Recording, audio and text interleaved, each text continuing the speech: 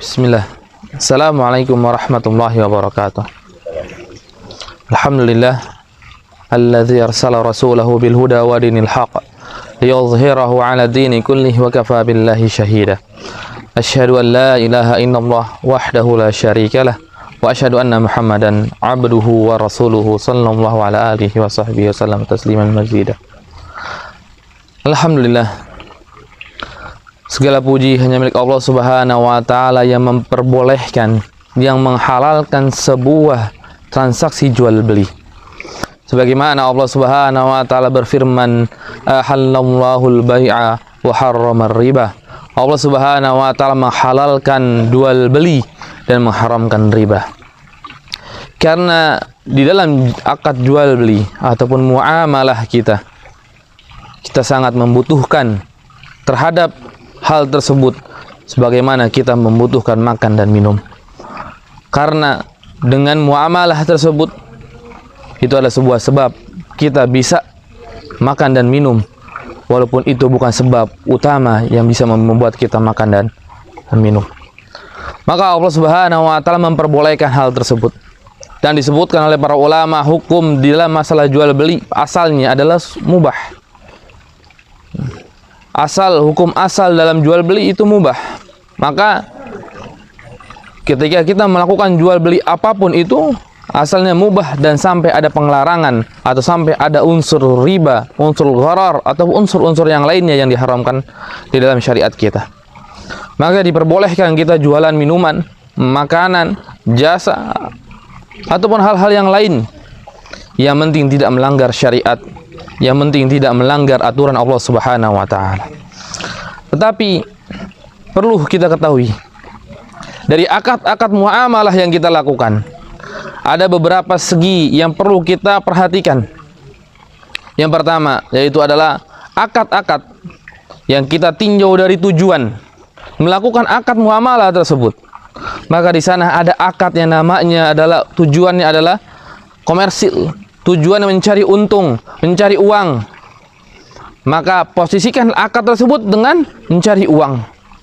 Tapi ketika akad tersebut tujuannya adalah ihsan, berbuat baik, maka posisikanlah akad tersebut dengan ihsan. Ketika akad tersebut posisinya tujuannya untuk tausiqat, untuk menguatkan dari akad yang telah kita lakukan, maka taruhlah di tempatnya. Jangan kita campurkan antara akad ihsan dengan akad muawadat. Jangan kita campurkan antara akad berbuat baik dengan akad mencari uang. Maka akad mencari uang itu seperti kita jual beli, sewa menyewa, itu adalah akad untuk mencari kita keuntungan. Tetapi akad ihsan, posisikanlah dengan akad ihsan. Ya seperti hutang piutang. Karena banyak di antara kita mengkaitkan hutang piutang ini dengan akad mencari keuntungan. Di antara kita banyak sebuah pinjaman yang tapi ujungnya adalah mencari keuntungan. Itu tidak dibenarkan di dalam agama kita, dan itu termasuk bagian dari riba.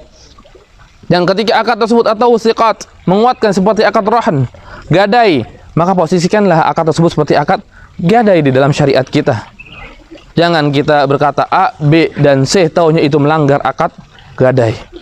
Maka penting bagi kita mengetahui, pertama itu ada jenis akad tersebut, kemudian ada satu persatu akad tersebut, apa yang dimaksud dengan rahan, apa yang dimaksud dengan jual beli, apa yang dimaksud dengan sewa menyewa, atau apa yang dimaksud dengan utang piutang, dan hal-hal yang lainnya. Karena sangat penting bagi kita untuk mengetahui akad-akad tersebut. Dan yang kedua, ada tinjauan akad yang lebih penting lagi, yaitu perkaitannya, kekaitan akad tersebut.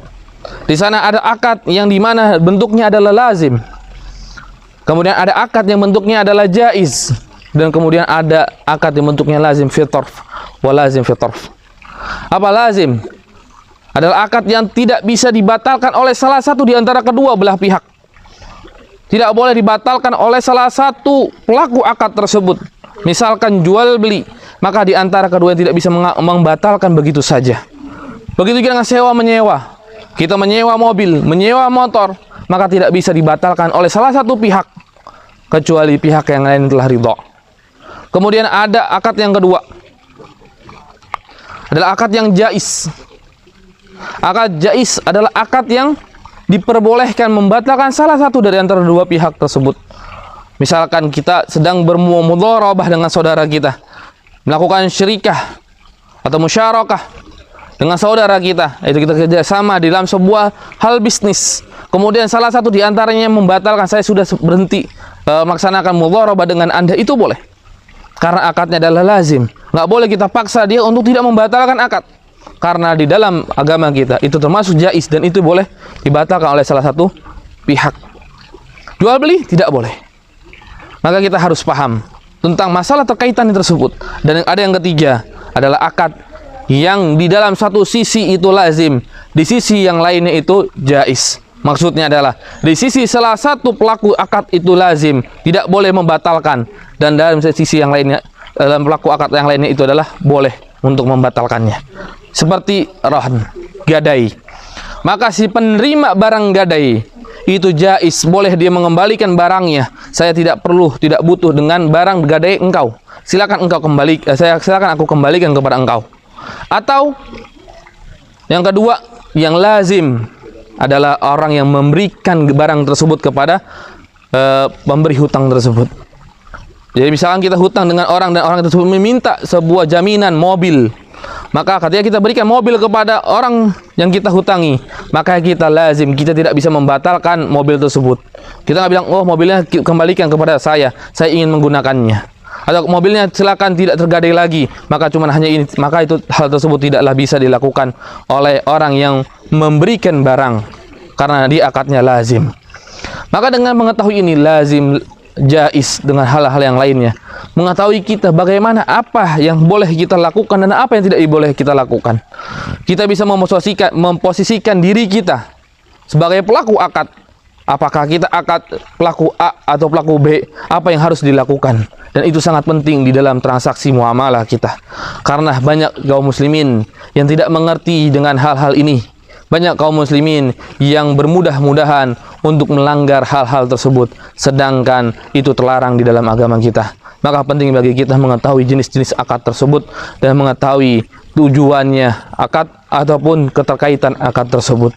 Mudah-mudahan ini memberikan sebuah pencerahan bagi kita, lebih berhati-hati di dalam muamalah yang kita lakukan sehari-hari.